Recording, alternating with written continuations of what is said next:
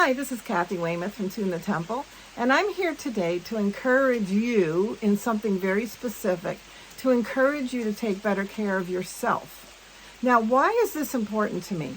I went through a burnout experience where I was so fried, I had to do things differently. I had to make some difficult choices. I had to change things in my life in order to save my life. And I want to prevent you from getting to that severe of a situation.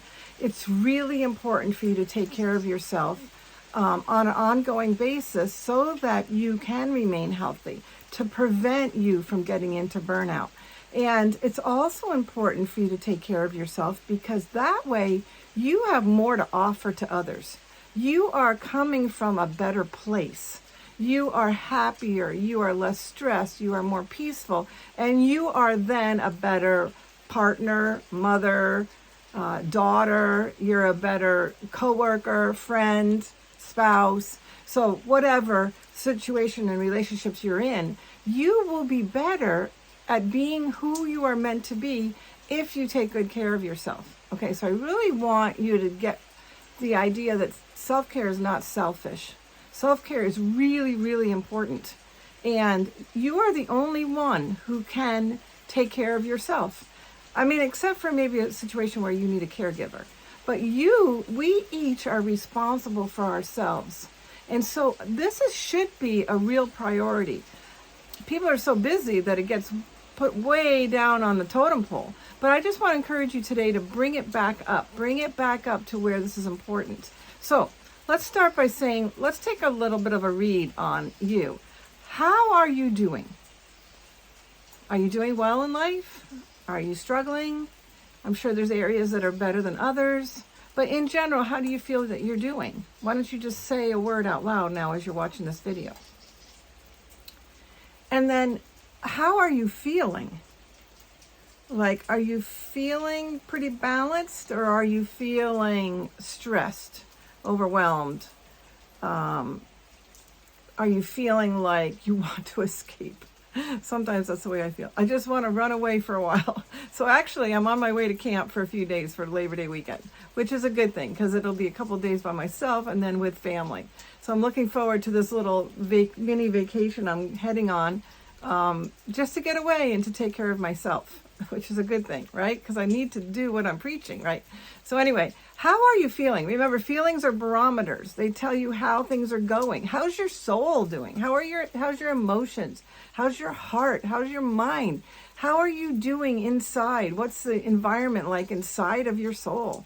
Okay, so I do have some action steps I want you to take. Now, I want to remind you, I don't believe in just teaching and passing on knowledge because I want to stress again that learning doesn't make change. It's what you do with what you learn. So grab a pencil or a pen, grab a piece of paper, and for some reason I just always seem to come up with 5 very quick strategies to offer you, and whatever the topic is for the video. It's kind of nailing down usually to 5 strategies, and I do have another 5 today. I want you to jot down these 5 ideas to see if I can help you take better care of yourself by giving you some of my wisdom and then you taking action on what I present to you. Okay, so you ready? So 5 steps. Step number 1, I want you to set aside some time alone this coming week or as soon as possible. And I want you to write that into your calendar. Just a block of time where you are going to be by yourself so that you can do the rest of the steps. Even if it's an hour or a half an hour. I mean, hopefully you can maybe even block aside a few hours or just a little mini break that you could take. But anyway, set aside some time and actually put it into your calendar. So, and then have your phone remind you of it if you need to have that. Step number 2, I want you to reflect on your life and journal how your life is going.